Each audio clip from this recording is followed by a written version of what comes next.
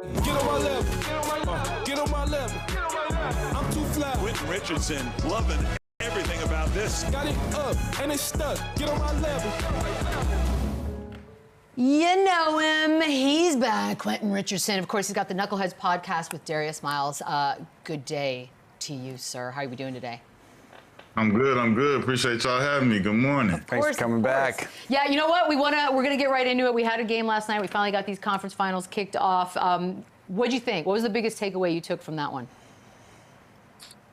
Man, that Thunder defense, man. The turnovers and the 31 points in transition and turning them right into points, man. And then the depth. You know what I'm saying? The defense, the depth, and that. And then the last thing is probably that crowd. I said they easily the loudest building in the league to me. When they get like this, they like a college crowd. So I know it's a lot of different buildings that get loud, but I feel like OKC got the crown for that.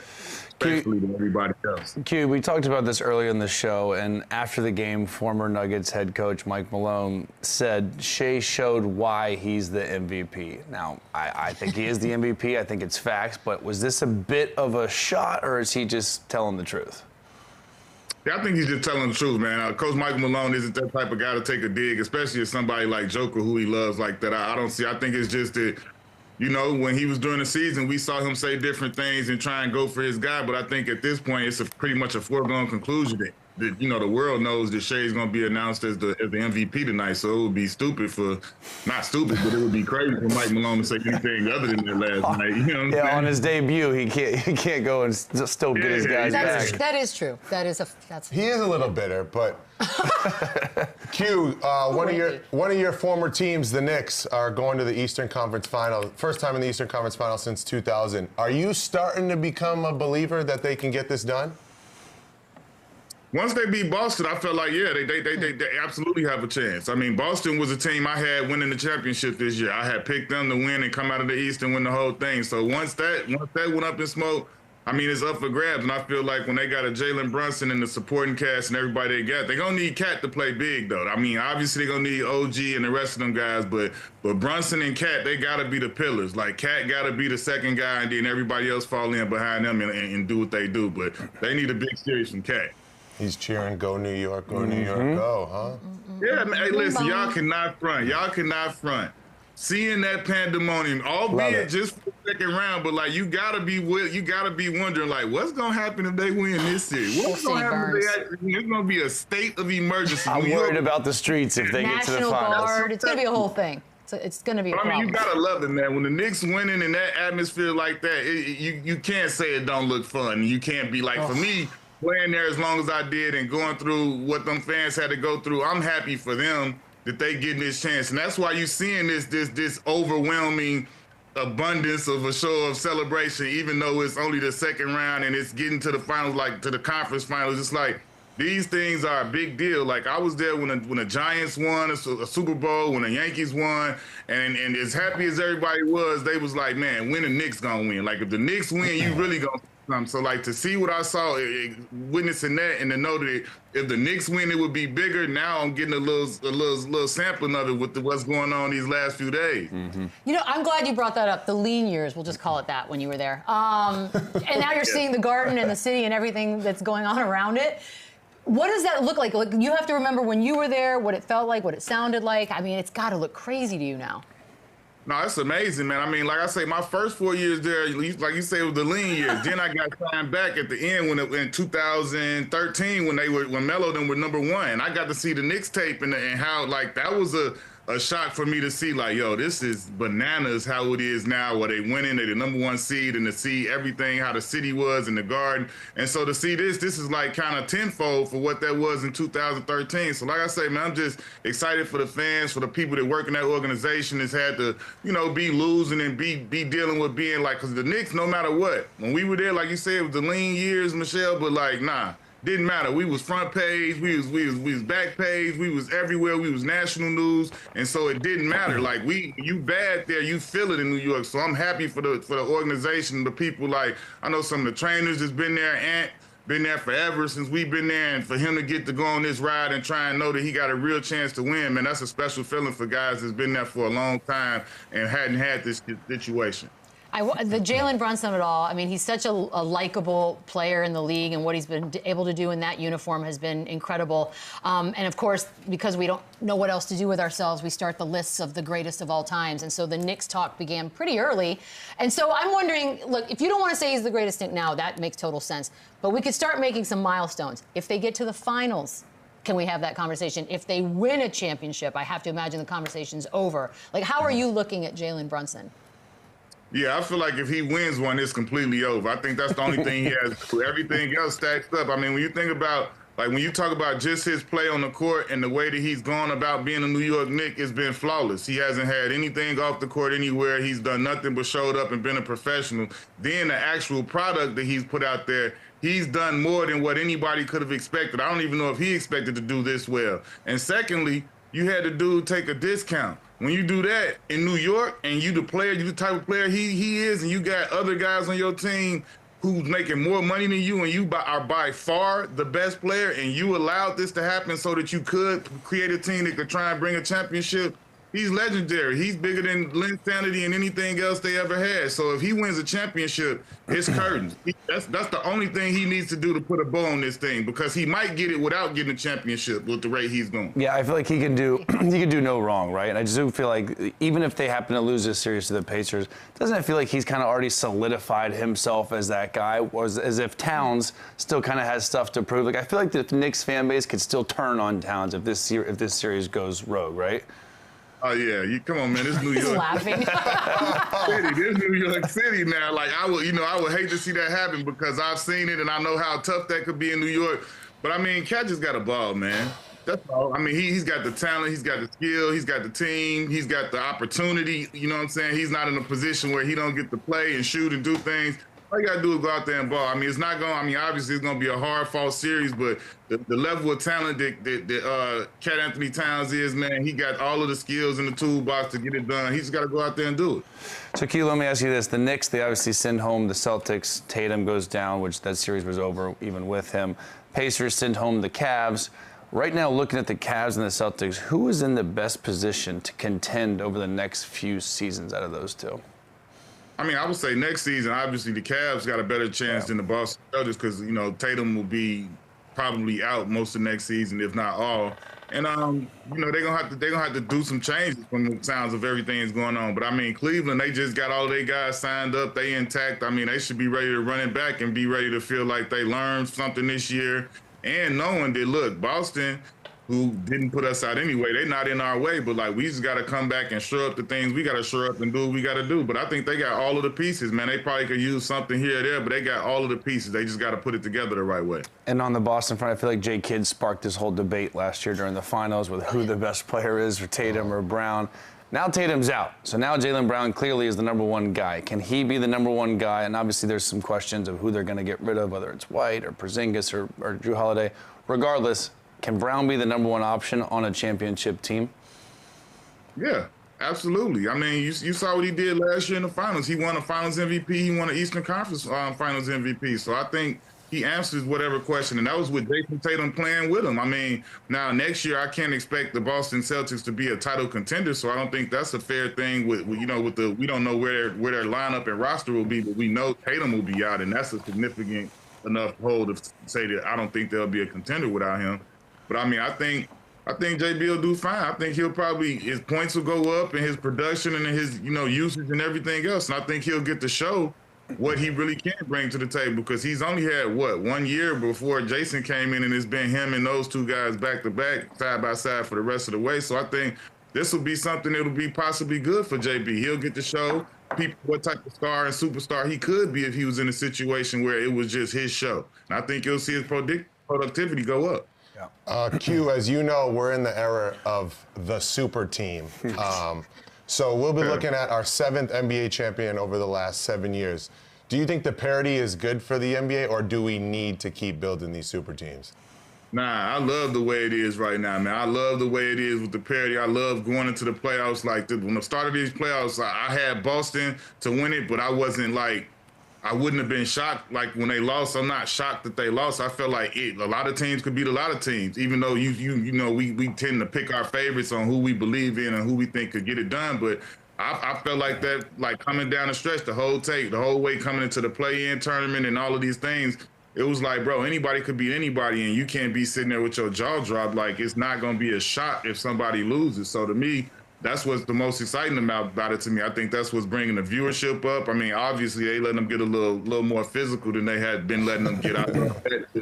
I ain't tripping. Hold on to your whistle. Let them get to it. You know, a little chippiness ain't never hurt nobody. But I think all of these different things, the trades, the movement, like a Luka Doncic trade, and then the looming trade of a KD or a Giannis, like I think the league is in a dope place, man. We're going to have the eyes on us when we're not even playing, like, again, in the offseason. There's going to be a lot of eyes on the NBA focused on what's going on with the draft and the trades and the teams. And so it's all good for business, man. And for me as a fan, like I say, I love it. I love going into the playoffs, not saying, okay, they going to win easy as a former player, just knowing that they going to win. Like, now it's really like I didn't know. I felt Boston was going to win. Clearly they lost. You know what I'm saying? And so now it's like, any of these teams can win. Like, I feel like Minnesota still has a great chance, even though they got smacked last night. They're a formidable team. The Pacers and Knicks series could go either way. And so I'm excited to see how everything play out. Okay, so now I got to ask you, because you just mentioned Giannis, Kevin Durant. Those are two big names that we're going to continue to hear in trade rumors. So start with Giannis first. A lot of rumors, him going to New York. Now he's doing Q&As, dropping he likes Florida cities.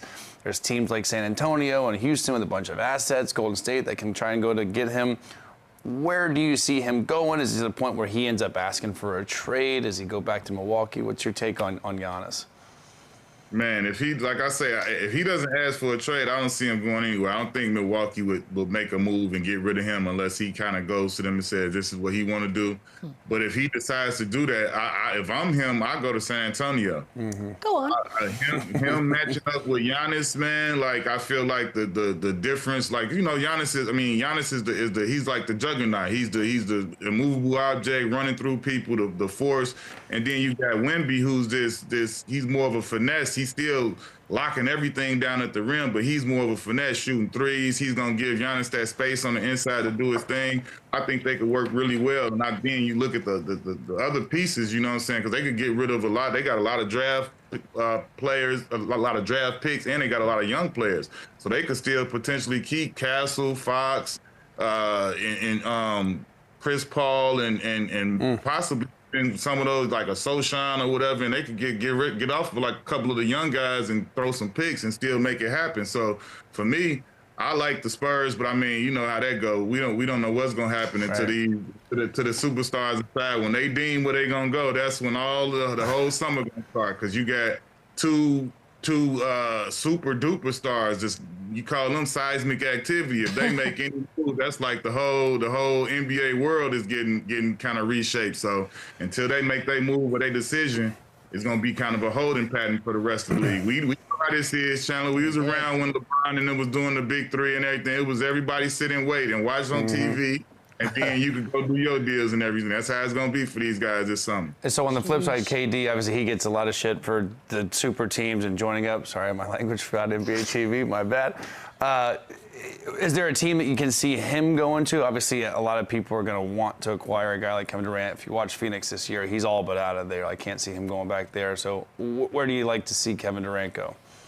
It's crazy because I would see him in San Antonio too. I mean, Q, what are you doing here? This is hilarious. Don't get Beadle going. Don't get all Beadle hot and bothered over here. I'm serious. I think either one of them could fit in perfect there. And you know what I'm saying? The same thing goes for what I said with the trades and the picks and everything. Like, it's the same thing. And I think if KD got there, obviously he's gonna play well. I mean, KD could play with anybody. We all know that. He can drop him off on Mars and he gonna ball out. Just give him a ball. So it don't really matter with him. But I think, you know what I'm saying, like, that would be great for Wemby's development, to be able to practice and see what he goes through and how he goes about his business on a daily, and he could pick and choose what to take from him and learn from him. But I think San Antonio is in a great position, man. I think if anybody got sense, you go down there and you link up with that big fella. He gonna be the face in a couple years. You just watch what he's doing and the way he goes about his business and the way he carries himself. All signs point to he gonna be the man. Like, he's for real about it. He's serious about it. The way the approach. You don't hear nothing about him except basketball. You know what I'm saying? We don't even see anything else about him, like showing up at the girls' game the other night to see his fellow country woman, the young girl. But I mean, you don't really see or hear anything about him. You don't social media, you don't see anything. He's the serious, straightforward about his business dude, and we all know what that means when you got a dude who locked in and he's really basketball. Like he got those type of tools and that type of like potential. He gonna be the man. So if you got any type of sense, you find your way like De'Aaron Fox. Like I salute De'Aaron Fox. Sacramento was going downhill fast, and he said, "No, wait, nah. Let me. I'm getting off there. He pulled the train on the line. You know, you on the train, and he pulled the train. Emergency brake. I'm getting off at this stop right here. I'm out of here." And then I'm gonna go down there with this dude who I know about to be the man. That's what I do. Now they got a situation room. I wonder where my career would have went if I turned my phone off at 9 p.m. like Wimpy does every single night. You would be running things. What would have been? Everyone should probably take a page out of his book. The biggest thing he did last year was when they were in New York, he met some kids in Washington State Park. Playing chess.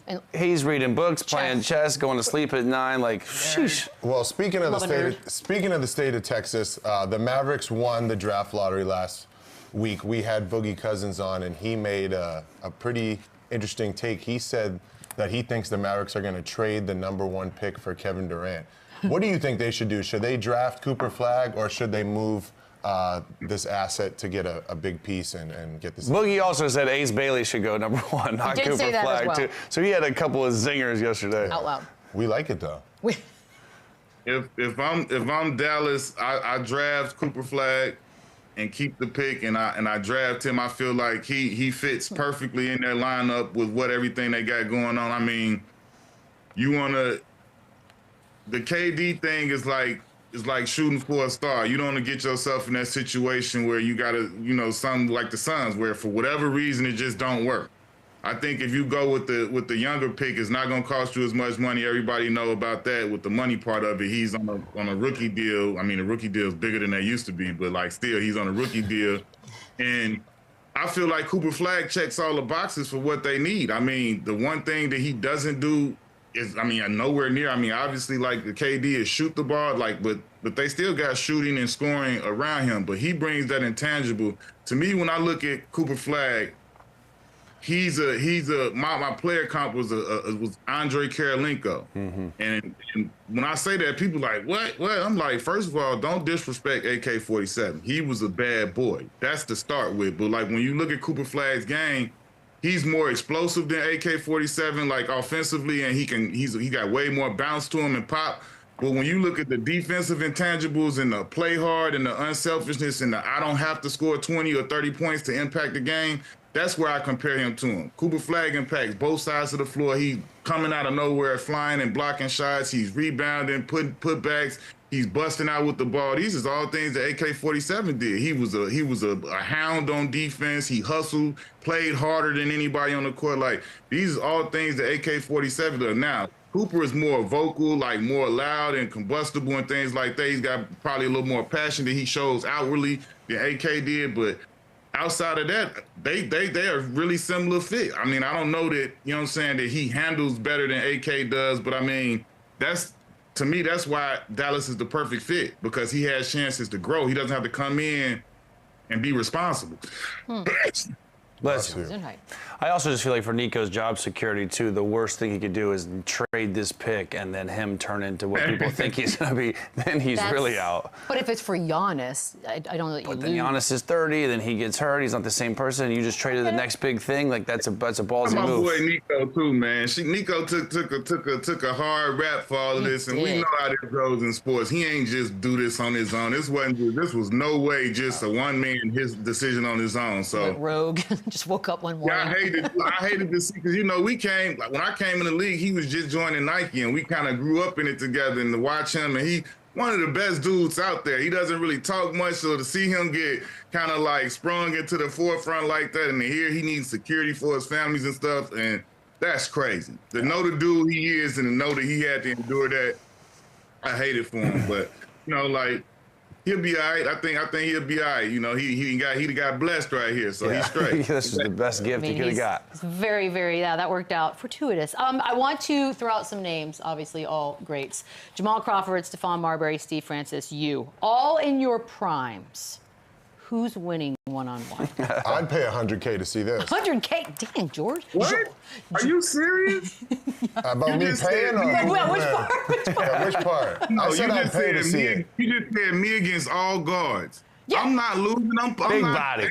Ain't no and one mixtape out here. They all back to the basket layups on them. They all too little, and they all know it. Mouse in the house. 100, by the way, And when they get me, I got a hard forearm foul for them, and they all know this. They all know this. No embarrassing me, no falling, none of that. And I'm stronger than them, so they can't. You know what I'm saying? That's not a fair matchup. You got to put me against some 2s and 3s. They Man. point guard.